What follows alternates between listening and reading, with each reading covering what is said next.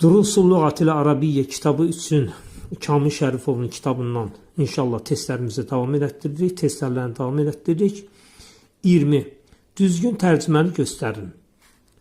Sərirun, bu deməkdir, çarpayı deməkdir. Stul burada verilib, səhvdir. B bəndi kursiyyun, tərcüməsi kürsü deməkdir və ya stul deməkdir. Çarpayı yazılıb, səhvdir. Nəcmun, ulduz deməkdir. Demək C bəndi, cavab C bəndidir. D səhvdir. Bəbun, qapı deməkdir. Burada ev yazılıb, cavab C. 21. Düzgün yazılmayan sözləri göstərin. İndi biz variantlardan yoxlayaq. 2, 3, 6 yoxlayaq. Əl-talibu demək 2 düz. 3. Əl-beytun səhvdir. Niyə görə? Çünki isimlər əl artiklini götürdükdə sonundakı tənvirlər itməlidir. Amma 3-də əl-beytun sözü tamamilə səhvdir. Demək, tənvin götürməməlidir. Olmalıdır əl-beytu. Demək, 3-cü cavab hər yerdə səhv götürüləcək. Demək, 2, 3, 6 səhv. Demək, C bəndi 3, 5, 6 səhv. 2, 3, 4 səhv. 1, 2, 4 avtomatik düz olacaq. Niyə görə? Baxaq, yoxlayaq. 1, əl-kitəbu düz. 2, əl-talibu düz və 4, bizdə əl-həcəru düz.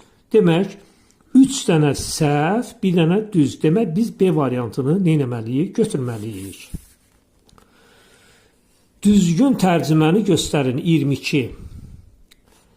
Əl-müdərrisu cədidun, müəllim yenidir.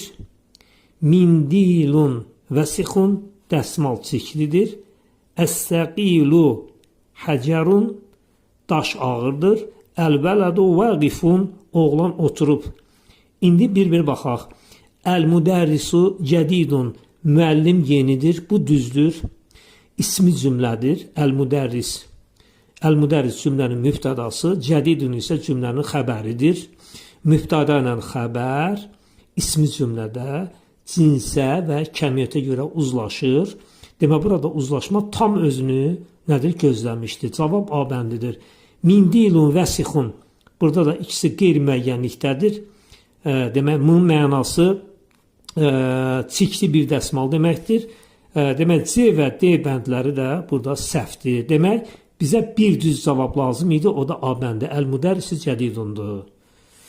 23. Çikli, demək, kiçik, böyük sözlərinin tərcüməsini göstərin. Bir-bir indi baxaq diqqətlə. A bəndi. Vəsixun